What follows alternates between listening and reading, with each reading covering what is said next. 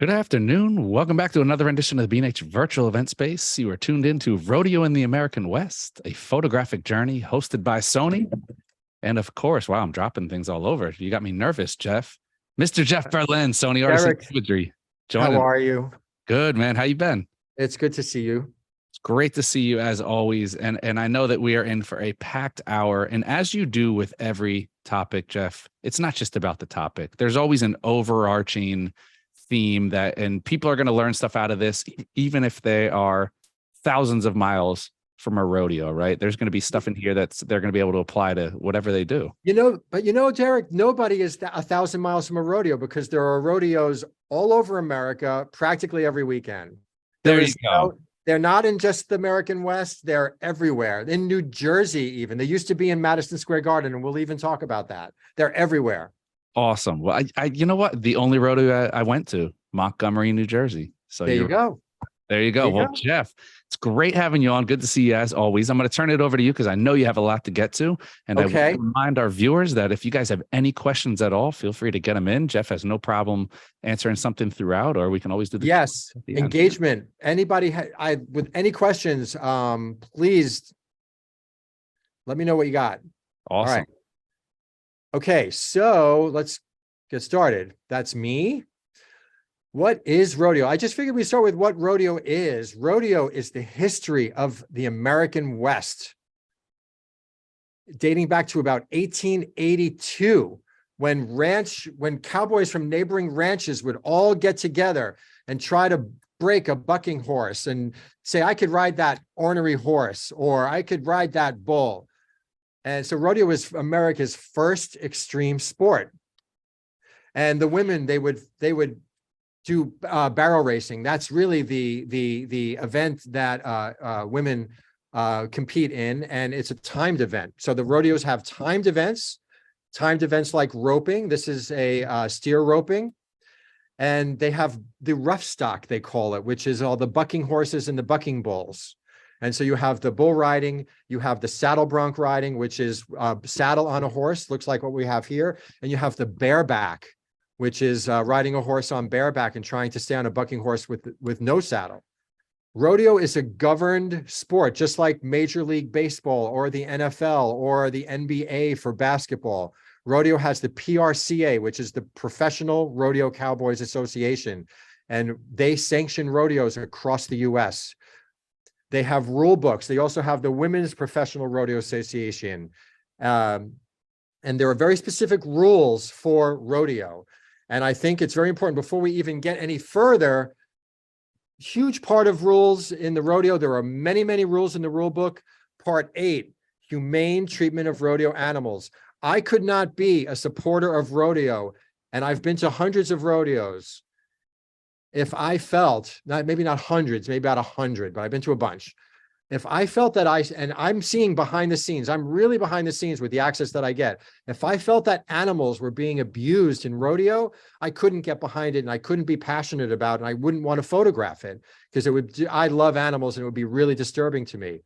So you can see it's very important how any member who mistreats an animal anywhere on the grounds of a facility in which a sanctioned PRC rodeo is being held shall be fined no less than $500, and depending upon the severity of the offense, may be declared ineligible, suspended from the PRCA privilege, and or expelled. They take it very seriously, and I can tell you, I find this really important because animals, also not for nothing, animals are considered competitors in rodeo, and at the national finals they get a score throughout the year. The bucking horses and the bucking bulls get scored just like the cowboys do, and the top animals are competing at the finals and they win awards as well. So the animals are considered competitors as well. And also bucking horses and bucking bulls they're brought in by what they call stock contractors. They're very valuable, so a stock contractor doesn't want to see their animal injured. I just thought it was very important to mention that. And why am I locked here? There we go. I have a background in aviation, and the way I discovered rodeo is through the aviation writing that I was doing. I would go out and I'd write an article about flying an airplane like the F-16 or the Avanti, and I would write it for airplane magazines. And one day, Cirrus Aircraft, which makes that airplane, called me and they said, "Hey, do you want to come to Duluth, Minnesota, to the factory, pick up an airplane, fly to Colorado, pick up a cowboy, this guy by the name of Casey Jones, and fly to Rodeos for a week and write a story about it?" And you didn't have to ask me twice. I said, absolutely. And so I did that. And I made this story, this called Cowboy Christmas. And what Cowboy Christmas is, it's the busiest time of the year for rodeo. There are more rodeos during the period called Cowboy Christmas, which is from roughly the second, third week of June through the 4th of July weekend, through Cheyenne Frontier Days, which is later in July. There are more rodeos through those few weeks than any other time of the year. So it's a big rush for points because the more points you get, the more money you win, and the easier it is to qualify for the national finals. The top 15 cowboys in each event qualified for the national finals. And so it's a big rush for points during Cowboy Christmas. And cowboys are going to up to 3 rodeos a day. And so how do they do it? Sometimes with an airplane. And so you can see here, we're flying to rodeos, rodeo in the morning, rodeo midday in the afternoon, and then an evening performance. And so here, for example, we were stopped for fuel in Thermopolis, Wyoming. And I was flying this airplane 667 Charlie Delta, Cirrus SR-22. And this was one of the circuits essentially that we did, where we started in Duluth and we flew down to Colorado and then back up to Cody, Wyoming. Cody is where our cowboy, Casey Jones, who's a champion roper, was based. So we were essentially trying to always touch base back in Cody, but we were flying to Salt Lake and to Prescott and to, Arkansas and Montana, all over. I've also, for my rodeo work, I've been profiled in Cowboys and Indians magazine. And this is the feature that was in Cowboys and Indians about my rodeo work, which is largely portrait based. And I've also been profiled in American Cowboy magazine, which is super cool. I'm really, really proud of the fact that some of my work has resonated in the magazines that are made, the major magazines in the Western space. I've also tied rodeo into fashion. And so I pitched this one magazine. I was like, hey, let's do a Western themed fashion story with a cowboy. And they jumped on it and we had a lot of fun. And this was that story. And the funny thing is, I was trying to find the best cowgirl I could based out of Los Angeles for the story. And it turned out to be a model named Anouk from Holland. So we have our American Dutch cowgirl. And this is another BTS shot of shooting the fashion Western story. And that's the tear sheet in the magazine, how it turned out. And again, here I am in an arena with a little bit of light modification. And that's how that shot turned out. And here we are in the arena, our model walking the horse. And that's how that shot turned out. I've done, not for nothing, like I've done a little bit of, during my fashion life, a little bit of model scouting. And these are 2 girls that I found. The one on the left, I found her shopping in Toronto. And the one on the right, I found her actually just walking up 8th Avenue in New York.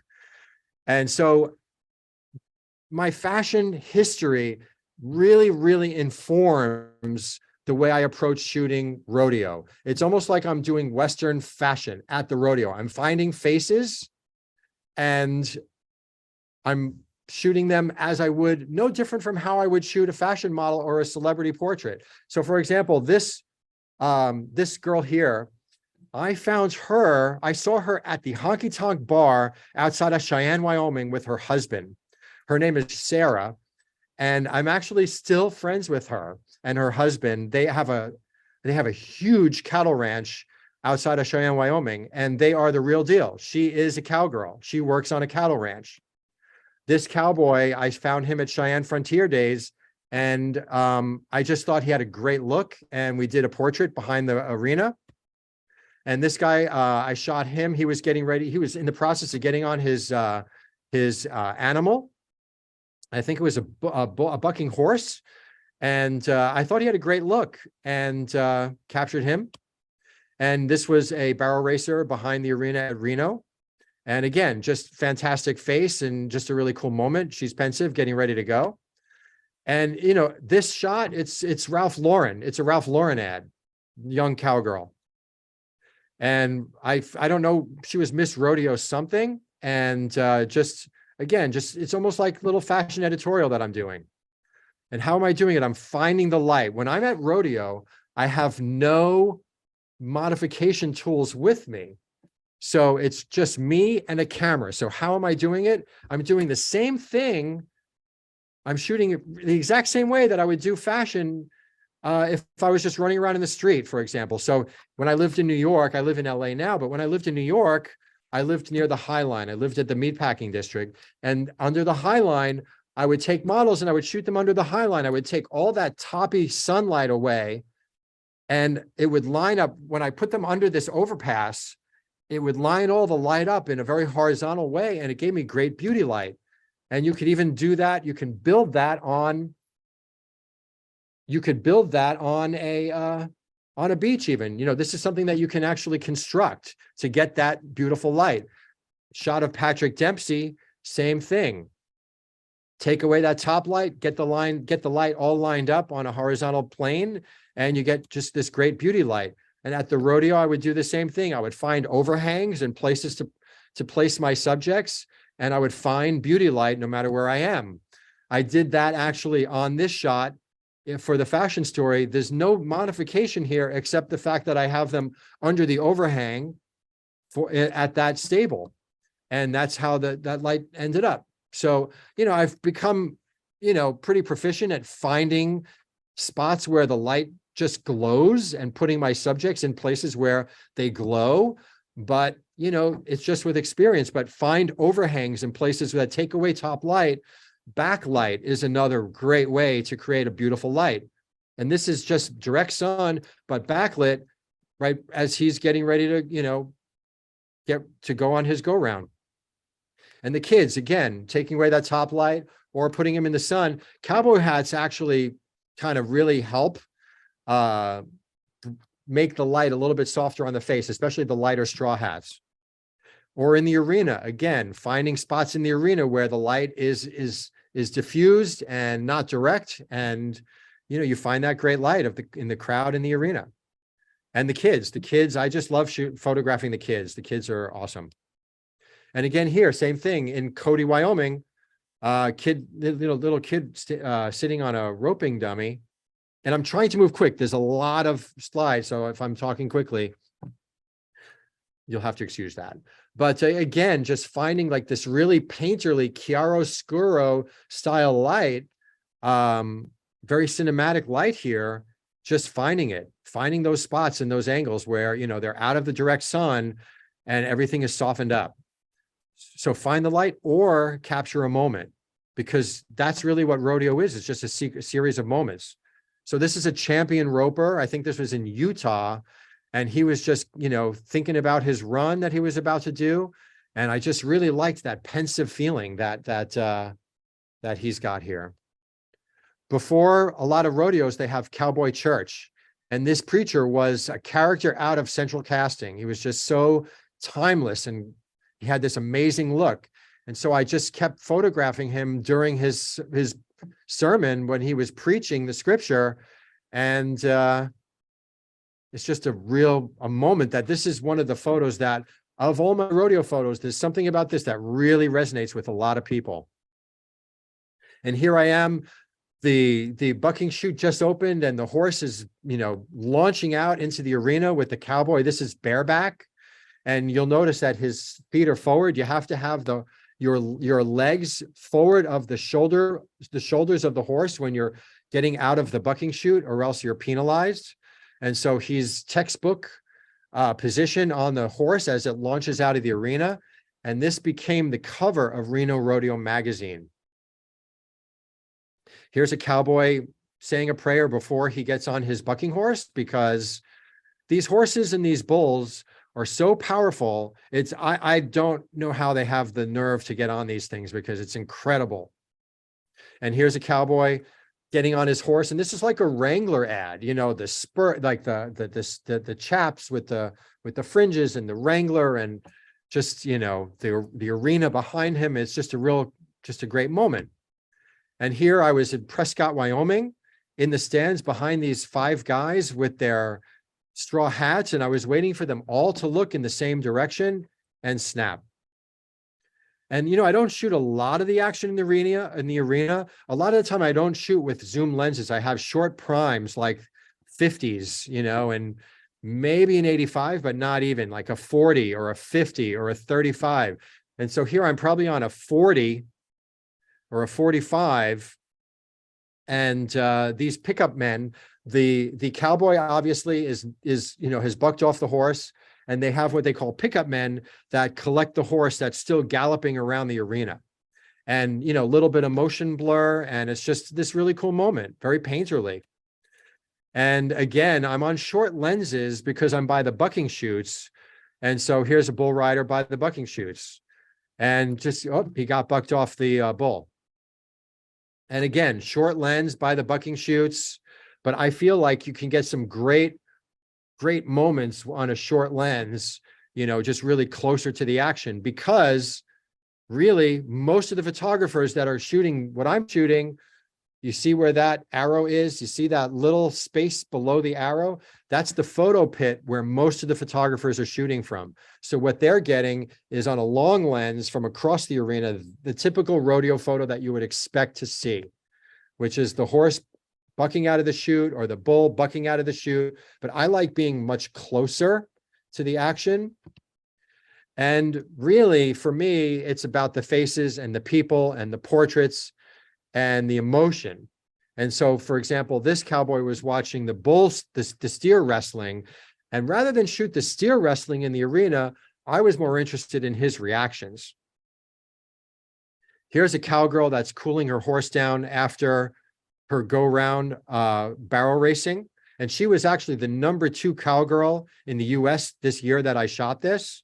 So she is an absolute champion barrel racer. And I posted this to my Instagram.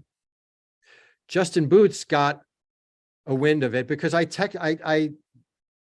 sure I tagged them.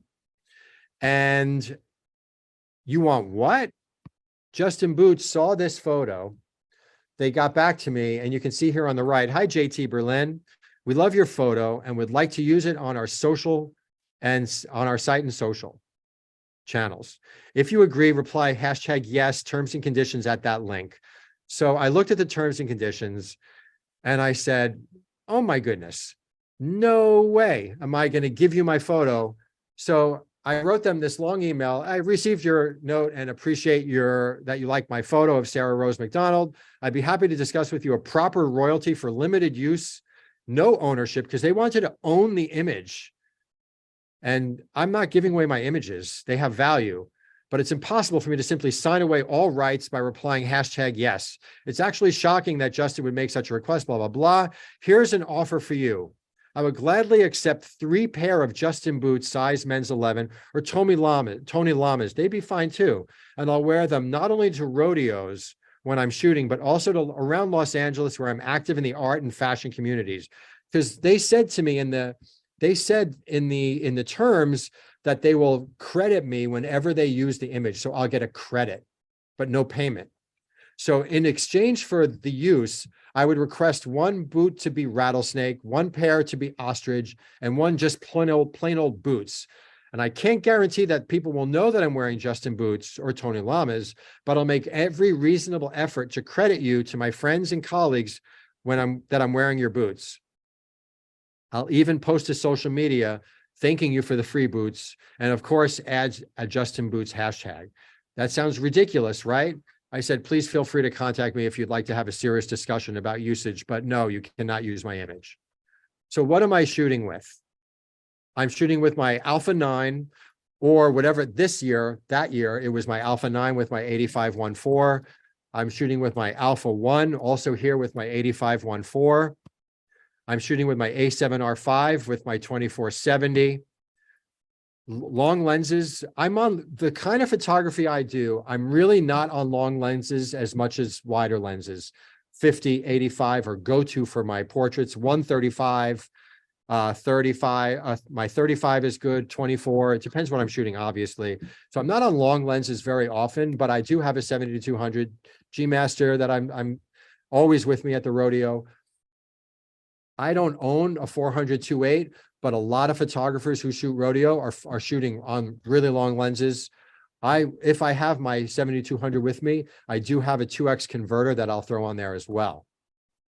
Rodeo safety, super important. Big animals, and if you're getting special access to the rodeo, you need to know how to be around animals in a safe way. So here I am. I shot this on the A7R3 high frame rate. I'm literally, my camera is at the bucking chute. You can't get closer to the action than this. How do you get this close to the action, but stay safe? And you'll see also, I want to point out that you'll see if I play this again, and I'm going to play this one more time, just to point out, you'll see at the back of the animal, at the back of the bucking horse, you'll see what they call a flank strap. You'll see that it's not attached to the animal by a buckle. It's loose, and it gets looser as the ride goes on. You see how it moves and the cowboy's letting go? There's no irritant under there. There's nothing. It's just something that the horse feels, but it's not even very tight. So if you're getting close like this to the action, and these are really unique, this is the kind of photo you want. This is special. If you this is a bull rider, you have to be really careful and know, for example, to not put your arms through those openings in the rails, because if that bull bucks up, and I've seen it countless times where that bull bucks up, and I mean, if that bull bucks up, your arm could break like that, because these bulls they're like Volkswagens. They're huge, like powerful bucking Volkswagens that these guys get on. And so, for example, if you're down by the timed events, by the roping events, and all the cowboys are all together getting ready to go and do their roping, you're walking amongst the horses, and you don't want to get kicked, obviously. So you have to learn how to navigate your way through a bunch of horses. And the way I've learned to do it, and the way I was taught, is that you always let the horse know that you're there. So you're constantly touching the horses behind, or you're touching the side of the horse, and the horse always knows that you're there. As long as the horse knows that you're there, and you stay closer to behind the horse, as opposed to further. And be really picky.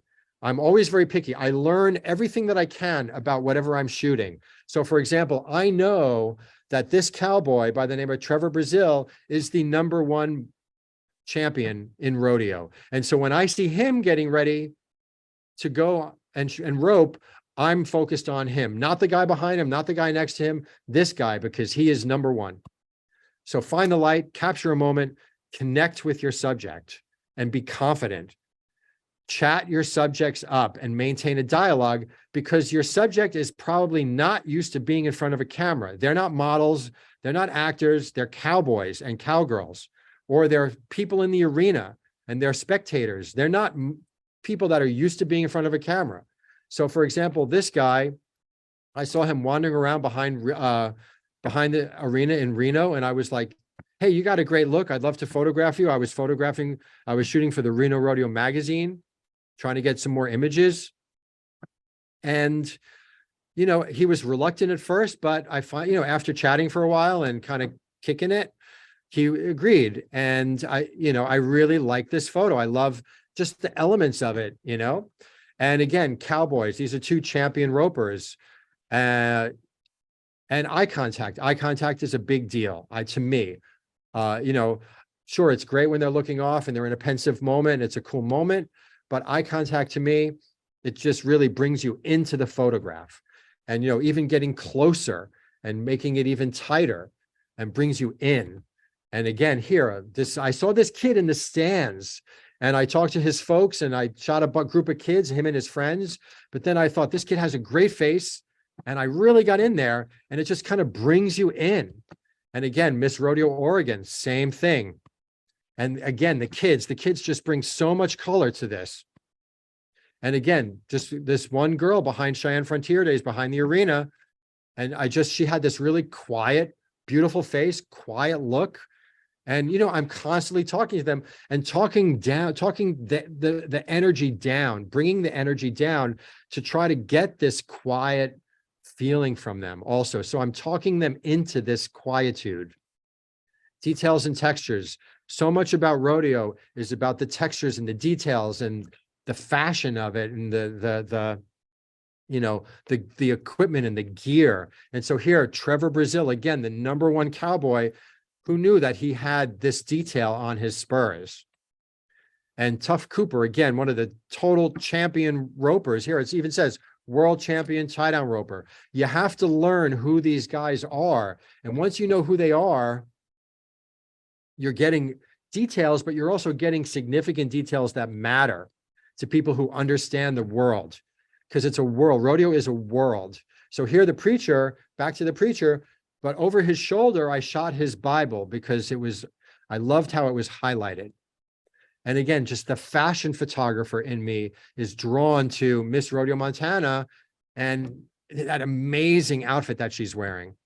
And Miss Rodeo America 2018, just great details. And look at this, how you have to know rodeo enough to know, like, these are important details, how the roper is getting ready to, has his ropes all configured before he launches into the arena after a calf. And a bull rider just about ready to launch out of the bucking chute and how he's gripped onto the rig that he's holding onto. And a bull rider from behind, and you can see his chaps and how his spurs are angled inward. Judges tying the barrier for the timed events and the rigging for bucking horse, and looking at all angles. Here at Cheyenne Frontier Days, this guy is one of the elder statesmen of the Cheyenne Frontier Days Rodeo, a real legendary cowboy. And I loved how she was just looking at him. So this guy actually had a super cool story. I think his name was Bill Taylor. And back in the 50s, there used to be rodeos at Madison Square Garden in New York. And one of the bulls got out, just a real quick story. One of the bulls got out and ran down when Madison Square Garden was on 42nd Street. This bull ran down 42nd Street, and the police were going to shoot the bull. And this cowboy ran out after the bull on his horse and said, "You can't shoot that bull. That's a valuable bull." And he roped the bull in Times Square and dragged it all the way back through the streets of New York with his horse back to Madison Square Garden. And it's an amazing, amazing story. So low light, no problem. It used to be, when I first started shooting rodeo, digital cameras weren't a thing really yet. So I was shooting on film. So by the time it came around to the night performance, I had to stop shooting because I didn't like shooting super high ISO film. And so, really I was shooting, the way I would rate my film was I was shooting 400 speed film and I would rate it at 250. So my ISO was 250, really how I like to shoot my film. So I was really limited with what I could do at night. But once I started shooting alpha cameras, like here, it's at the nighttime A7S Mark II this year I was shooting. And I'm getting super clean, beautiful pictures at the night performances, which opened up a whole new world for me of being able to shoot high ISO, but getting really, really, terrific results. So here at the Honky Tonk, at the bar after Reno Rodeo, ISO 3200. And again, that shot that I love of the cowgirl cooling her horse down, ISO 1600. And here, another cowgirl warming up before her go round, and the Reno Rodeo at night, and another cowgirl exercising her horse before the barrel racing. And this guy is one of the top bull riders. And this was after his, or this is actually before, this was before his his ride. And he's one of the big champions. Exposure latitude. One thing that I've found with my Sony cameras is that I've been able to pull detail out of underexposed images. And so here I am in Capture One, because I use Capture One to process all of my raw files. And you can see that in my exposure, I'm up 3.2 stops, which is really, I don't know what happened. I don't know what I was doing. I don't know, because, you know, I have in my viewfinder, I have what you see is what you get, you know, live view setting effect on. And so I don't know what happened, but I really underexposed here for some reason. Maybe I was in a rush or something, but I knew that I could pull out a really good image out of that. Same thing here. I was shooting portrait of a bull in the bucking shoot, and you can see I brought the highlights way down and the shadows way up, and it went from this to that, and it gave me a real cool image of like a portrait of a bull. So one thing for me, you know, as a photographer, it's always important to educate your eye and develop and cultivate your sensibility. Like, I always want to know who came before me. I want to know the work that they've done. And I study that. And so, you know, to me, to be a better photographer, look at photography. So here, a fashion photographer that I've really loved is a guy by the name of Arthur Elgort. And he did a rodeo story, a Western story. And this is a model named Charlene Short. I don't know what rodeo they went to, but it's a great shot of Charlene. I actually photographed her too years ago, which was kind of fun because I knew this photograph and I talked to her about it. But this is a photo behind a rodeo, and you know, it didn't particularly inspire me when I first saw it, because I was living in New York City and rodeo was foreign to me. It wasn't on my radar. But once I got into the rodeo world, I remembered this photo, and I'm using it as a sample of knowing always what comes before you. And again, here, my background's in fashion. So I'm looking at Stephen Meisel shooting Vogue Italia, or Ellen von Unworth shooting Christy Turlington in an Amish story, top right, or Paolo Reversi on the top, that shot of Kate Moss, that's Paolo Reversi for French Vogue. On the bottom right, that's, what's his name? See, now I'm drawing a blank because I'm trying to think quick. On the bottom left, that's Javier Valenrod. And I'm drawing a blank on the bottom right now, but it's a famous British portrait photographer. So always know who came before you, and study the context of the world that you're shooting. So know who the players are, and getting access. Access is really key, because unfortunately, when you go to a rodeo, the odds, I discovered rodeo traveling through it with a cowboy. So I had access with the cowboy that I was traveling with. And Reno Rodeo has always given me really great access, because I've been shooting for them and allowing them to use my photos in exchange for the access that they give me to get right up with the cowboys at the bucking shoots or the timed events. I have carte blanche to go anywhere at the rodeo arena. But it should be known that there are very strict rules for shooting at the arena. And, you know, again, these are all governed by the PRCA. So you want to be able to get right up here. But if you're going to get here and be in this area right by where all the action is, there's a couple things that you need to know. First, you have to be wearing Western wear, because that's in the rule book. Anywhere that the crowd, the crowd sees there's a uniform, a rodeo uniform, so to speak, and you have to be adhering to that rodeo uniform, which is Western wear. And even to the point that with your Western shirt, the sleeves have to be rolled down. You can't even have your sleeves rolled up. I was once behind the arena in Prescott, and I was walking around with my Adidas because, you know, hey, I'm a New Yorker. And this guy rides up to me on a horse and he's like, hey, where's your boots? I'm like, oh, I was traveling with my cowboy friend. And so we were traveling with a trailer. We had a trailer where we were keeping everything, because he had somebody staging his horses at different rodeos. So we were flying to the rodeos, but his horses were already there. So I had a pair of boots in the trailer, the horse trailer, that was with us. So he's like, hey, where are your boots? And I'm like, oh, they're back in the trailer. He's like, go put them on. You can't be back here without your boots. So I went back and I put my boots on. But if you're up here, you have to know how to navigate the shoot area so you're not in the way, because if you're in the way, that's a good way to get kicked out and not be invited back. Same thing here by the timed events, by the box, by the where all the horses launch into the arena for the steer wrestling and the calf roping and the team roping. You know, a lot of time I'll get right up there with the cowboys and I'm shooting, and you can see the judge there in the middle with the striped shirt, the striped vest.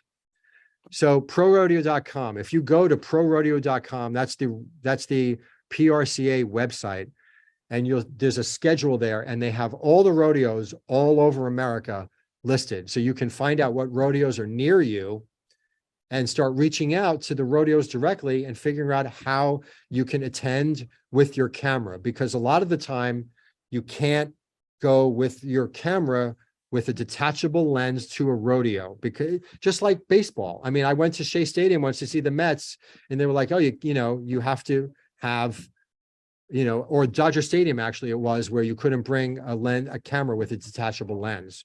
So here there's a bunch of rodeos. You can see March 24th in Lake Havasu and Fargo, North Dakota, Minot, North Dakota, all over every weekend. And so if you go to prorodeo.com/media, you'll see what the photography guidelines are that they have for rodeo. It's really pretty strict. And freelance and media photographers will not be approved to photograph a PRCA sanctioned event without proof of assignment for a specific media outlet and without signing an agreement to limit usage and images to the specified assignment.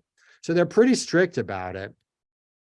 So for example, when I shot at Reno, for example, I was approved. Reno know me, so it's a different kind of special situation, and Reno is one of the best rodeos of the year. So I'm very, very lucky that I'm able to kind of go in there and shoot for them and really have that access that I really love.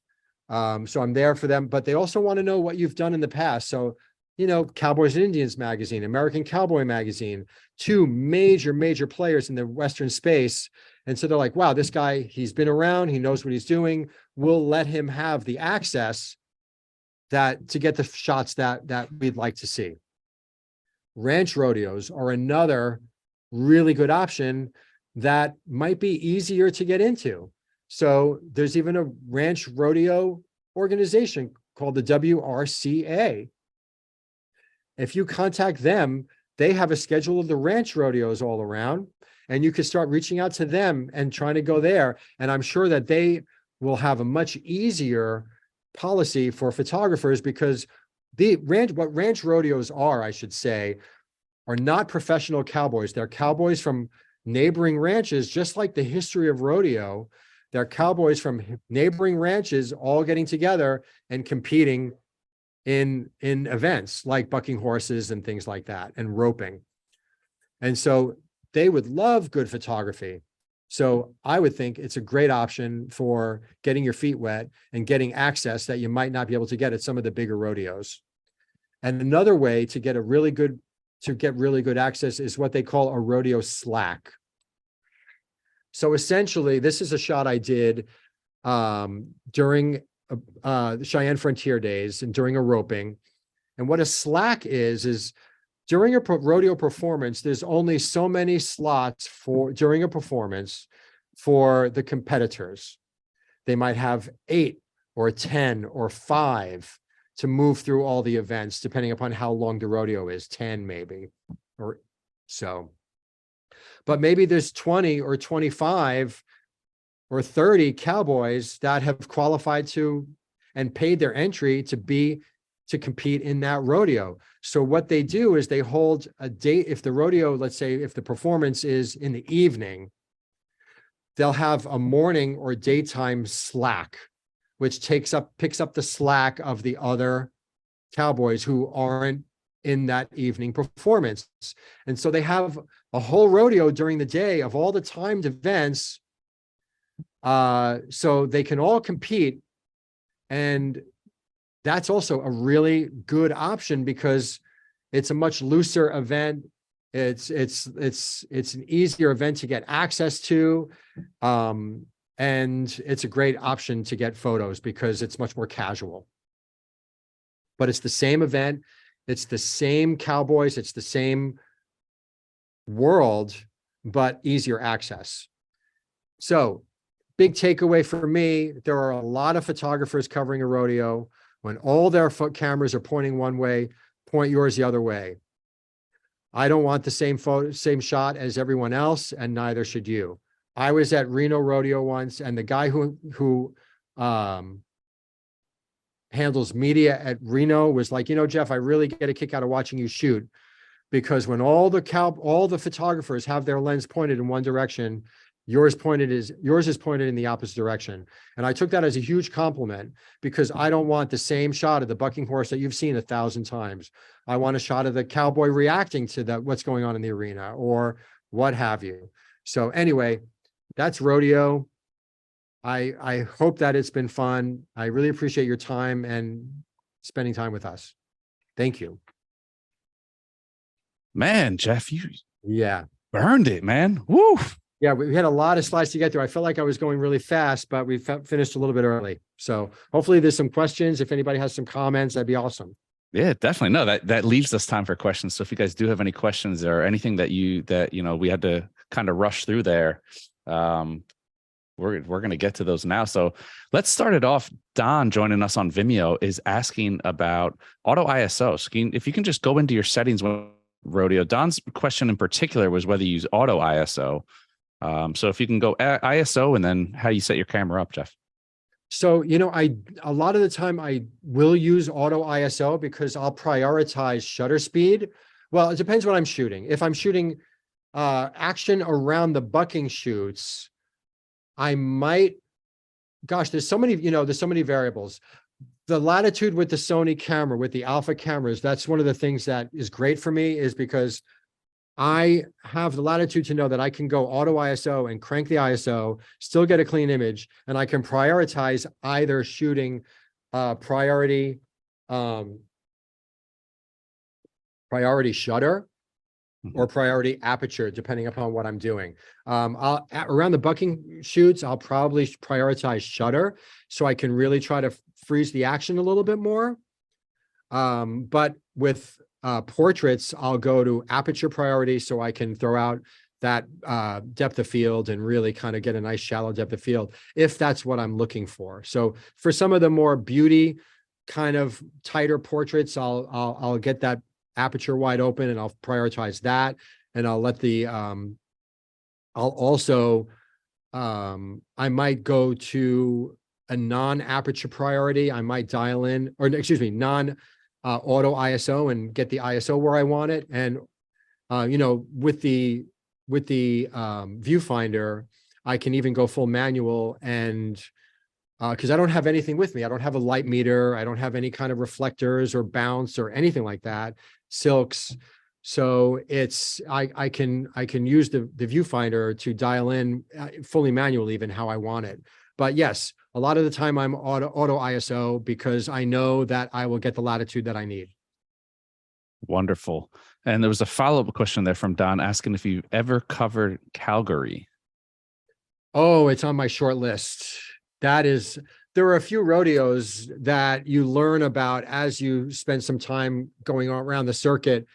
And a couple that I still have yet to go to: Pendleton, Ellensburg, Houston, Fort Worth, and Calgary. My goodness, one year, it's my goal to go to Calgary. That's one you should not miss. Wonderful. Elizabeth is asking, do you think the light makes the difference between a snapshot and a photograph? I think, wow, that's a really, really interesting question. I've been shooting beauty and fashion for so long that that's automatically what I look for. If the light isn't right, I don't shoot. I don't push the button. I'm always looking at the light first. and the action and what's going on second. And I'll wait for the right light. Gosh, let's see if I can even go back. I'll always wait for the right light. You know, I'll always wait for the right light. And I like to think that nothing that I'm shooting here looks like a snapshot. Everything that I'm shooting is very considered and deliberative. And to me, a snapshot is much less considered and deliberative. You're grabbing, it's a snap. And even though I'm grabbing moments, it's still very deliberative and I'm being very picky and selective, you know? And you know, this could be a snapshot, but it's still, it's considered because I was on him and holding, waiting for the moment, you know? It's not these are not, action is one thing because action is probably the closest thing to a snapshot per se, but this is grabbing a moment, but it's still very considered. It's very considered and studied. Nothing is a snap, you know? And also I'm talking to everybody, the people in the arena, I'm talking to them, the kids, I'm talking to them. There's nothing snapshot about this. Images. I hope that addressed it. I mean, to me, a snapshot is much less considered, and these are all very much more deliberative. Definitely. I think it's in that intent. I mean, when you take a snapshot, it's kind of a snapshot for me is I'm here, I have my cell phone, just like, boom, I just want to document it. I saw something. Right. There's no real thought put into it. It's intent. It's the light is right. The moment is right. The light is right. Push that button. Totally. Ken asking if you ever use old manual lenses, and if so, when and for what? You know, one of the things that I love about it's funny. And yes, one of the things that I love about my alpha cameras, the E-mount, is that I can adapt anything to my camera. And so when I started shooting rodeo, before digital was a thing, and especially before digital was a thing with me, I got into rodeo shooting with my Contax G2 rangefinder camera. And so I literally was shooting rodeo with a 21, a 35, a 45, and a 90. That was it. Never on a long lens. And the 35 and the 45 are lenses that I still bring with the Contax. 35 and 45 are lenses that I still keep with me when I'm at the rodeo, because it brings me back a little bit to my older, you know, original rodeo days. So even though I'm adapting now those Contax rangefinder lenses to my alpha camera, I'm still on the lenses that helped me fall in love with rodeo. I love it. And Elizabeth said she loved that answer. That was Elizabeth's question with the snapshot. She said, I love that answer. It made me think. Yes. Oh. Yeah. Lenses, you know, it's one thing, you know, also on a side note, I also am a DP. And one thing that is a huge consideration when you're selecting lenses for a motion picture project is what kind of lenses are going to lend the right character to the images that you want to make. And it's, you know, before I got involved in cinematography, I didn't really think about that as much. And now that I think about it, I'm always thinking about, even with my stills, what are the lenses that are going to lend me the right character for what I'm shooting? And often it's the G Master lenses or the G lenses that I use with my Sony cameras. But every now and then I'm going to adapt some of my old lenses, like my Contax G lenses, which are Zeiss lenses, and they're fabulous. You know, and especially like I just said, for rodeo, those are the lenses that helped me fall in love with shooting rodeo. And so those lenses I still keep with me because of it. But yes, it's character. Lenses bring character. Leverage that. Is it the character in the rodeos that you love? The atmosphere? What is it for you? You know, one of the things that I love about being a photographer is that being a photographer gives you entree to worlds. Rodeo is a world, aviation. So I also photograph aviation, and I'm a pilot, obviously, because that's how I got into rodeo. I got into, aviation is a world. A rodeo is a world. So for me, I love that having a camera lets me immerse myself into this Western world of cowboys and cowgirls. And, this woman here in my photo, Sarah, she and her husband live on a ranch outside of Wyoming. It's got to be 80,000 acres. It's like the size of 7 Manhattans. And, they raise cattle. And I would never have had the experience of I photographed this on their cattle ranch. Having a camera is what gave me this entree to meet them, get invited to go to a cattle ranch. I'm a New Yorker. I'm a city slicker who goes to cattle ranches in Wyoming. But look at this beautiful portrait I did of this all-American beauty. I saw her across the room, and I was like, my goodness, this woman is an all-American beauty. She doesn't realize how beautiful she is. I would have scouted her on the streets of New York. And here we did this amazing portrait. Same thing here. It's a world that I've fallen in love with, and I've tied it into other things that I do. It's an atmosphere. It's interesting to learn about new worlds, right? Yes. It's almost like these like little ecosystems within our entire social ecosystem where they have their little nuances. They have their, things that only they know. They have a certain language and jargon and the way they do things. And this is the thing. If you're a photographer, you can go do anything. Gosh, I'm really interested in, there's an artisan, Jean Fruth, and she shoots baseball. Mm-hmm. She's an incredible baseball photographer. I don't know if she's ever done a talk with you guys, but she loves baseball. She shoots baseball. Photography gave her an entree to get into that world, and she lives in that world. Photography gave me an entree. I was already a pilot, but photography gave me an entree to do more in aviation than I ever thought I would do, just being a pilot flying airplanes around. So now I'm actually getting ready to go to Vancouver to shoot advertising for an aviation company. Awesome. Rodeo.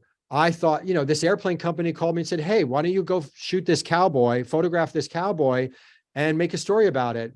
And I fell in love with it because when he was off rodeoing, rodeo, it's a verb and a noun.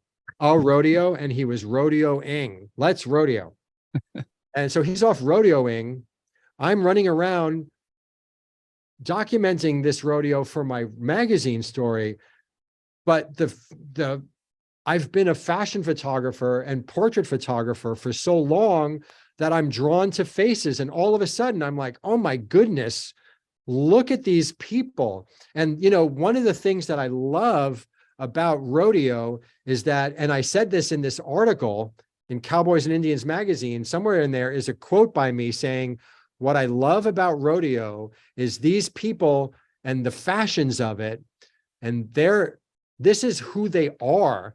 They're not dressing up for rodeo. This is how they live their lives. This is who they are. And so that's what I love about this world is that they're the real deal. It's not, they're not playing dress up. They're not putting on a costume. It's rodeo, and let's see, there's some more. And here in the beginning, it's just really, it's just a world, and take advantage of the fact that you're a photographer. And if something interests you, reach out into that world and find a way in, because being a photographer, people always want photographs, and it's your ticket in to experience something that you've never experienced before. I love that. And it's like, it makes it interesting because there's so much there. Then it's so different. And the way we tell stories is for not just the people who are living this or interested in this. But for others, I mean, how many people out there are watching right now who have never been to a rodeo, who have certain ideas probably about what a rodeo is? And it takes someone like you to go in there and tell the stories and to get those stories out to people. And really, it gives a full, because when I've seen rodeo pictures before, what is it? It's just like a Sports Illustrated spread, right? It's just images of what's going on in the actual arena. Oh, but there's so much more. That's what I try to capture is, to me, the action in the arena is what you expect to see. What you expect less to see is, nobody sees this because everybody is across the arena looking. If you look past this cowboy, you see the stands, you see the grandstand. Nobody sees this because he's behind the horse. This is what rodeo is. Are you looking for that, Jeff? When you go in, are you looking for that when you go in? Is it kind of like, all right, I know I'm going to get the shots in the arena. Those are easy canned shots. Are you looking for the little moments and looking in the crowd for the people, the characters, the personalities? That's 100% because to me, you've seen that shot 1,000 times, but you haven't seen that shot 1,000 times. Yeah. I think that's you haven't seen. Where is he? That's the same guy as this. Where is he getting in? Wait. You haven't seen that guy, this shot 1,000 times. You haven't seen that shot 1,000 times. Rodeo, to me, the atmosphere and the people are what make it. This is what rodeo is. It's the stuff that you never see. Say again? Said it looks like Ralph Lauren ads. Well, that's my goal is, who wouldn't love to shoot Ralph Lauren? But, that's what this really is. You've seen, this is a perspective, why this is on the cover of Reno Rodeo magazine. Oh, and I should say, the way Reno Rodeo magazine, this year, they actually had a cover contest. So I called them and said, hey, I'd like to submit to the contest as well. And they were like, oh, please do. And I beat out every other photographer, including some really well-established rodeo photographers, for the cover.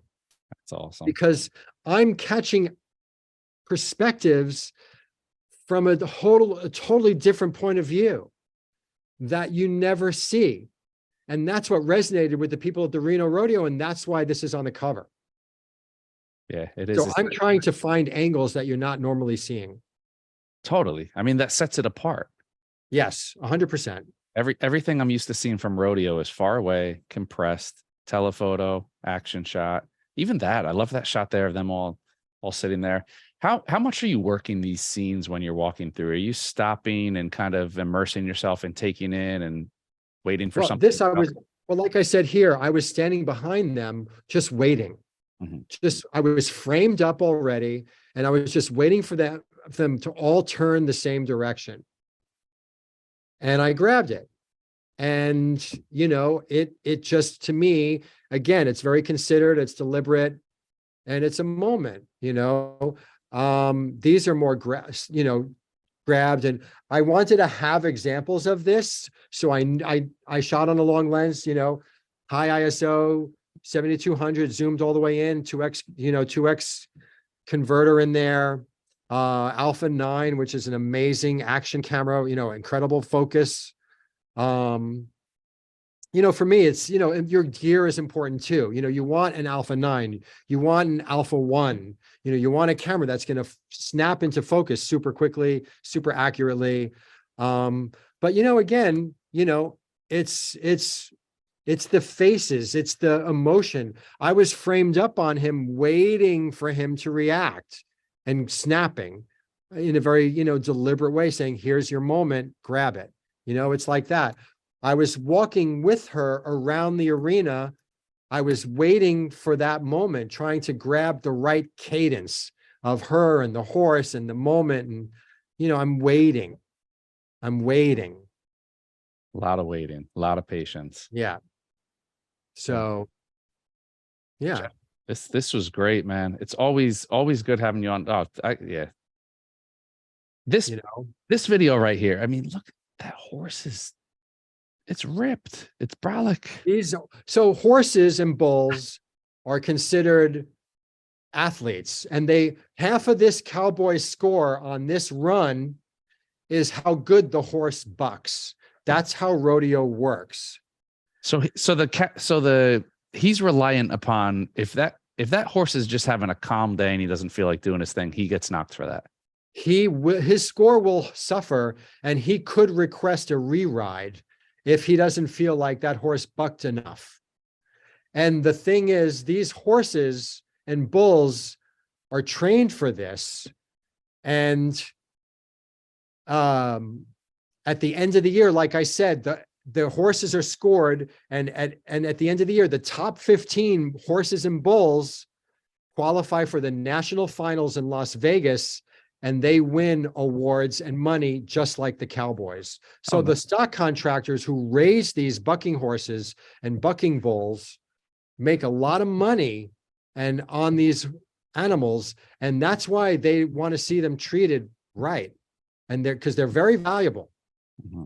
Wait, so are they going in, and is it where like there's a crop of horses and bulls, and so I don't know which horse or bull I'm going to be riding, or how does that work? There's a draw, and it's a random draw, and you draw a horse or a bull. They do it, obviously they do it before the rodeo. I mean, essentially it's just a random selection where you get paired randomly with a specific bull or a specific horse. Okay. And that's who you get. And hopefully you get that horse, that bull bucks, and that, it just bucks real good. Wow. All right. Now I need a trip to the country. I think I need to line up a Texas trip. Maybe go down, catch a real rodeo. Not a New Jersey. I don't want a New Jersey rodeo. I already did that. I can't imagine. I mean, the thing is, I will say I've been very lucky, because I traveled with one of the way I got introduced to rodeo with Casey Jones. He was one of the true champions of roping, calf roping and team roping. Team roping is where you have two cowboys roping one steer from the horns and the back feet.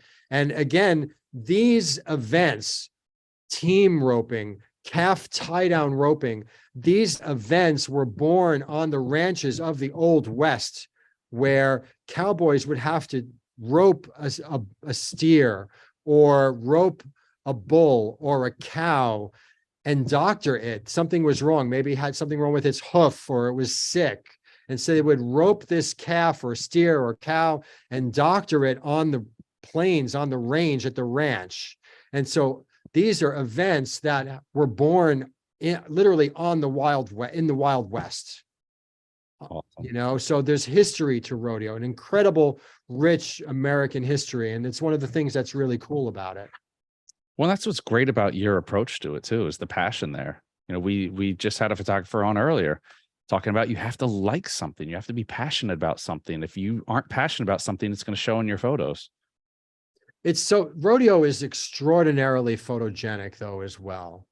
I mean, it's target rich. You can't go to a rodeo and not come home with some great images. And yes, granted, I've been very lucky to have, access where I can get images like this of this is the most famous cowboy ever. Wow. And, to get the access that I've had, I'm very lucky to get that detail on the most famous cowboy ever, famous world champions, to be hobnobbing with these guys, Miss Rodeo America, champion ropers, a detail of their ropes in their hands, to get that access is very lucky. But I've earned it. And, but anybody can do this, go to the ranch rodeos, go to a slack, find a local rodeo and get to know the people who run it. There's no magic to this. It's nothing special. I just worked at it. Definitely. I mean, that's all. I got introduced to it by a great cowboy who explained to me how rodeo works and taught me about the history of rodeo and what the events mean and what's important and who's who. Learn about what you're doing. That's a great point right there. I think you can go in there with a skill set and get great images, like you said. but it's knowing. It's no different than going out into the safari and knowing animal behavior. That's how you really get the shots that are going to take your images to the next level. Right. That's exactly what it is, you know. Well, Jeff, always good having you on, man. I always know I'm going to get a ton of information, some great stories, and some great photos. Oh, no, this is always a privilege and a pleasure. I love doing this with you guys. So I appreciate the opportunity. Thank you.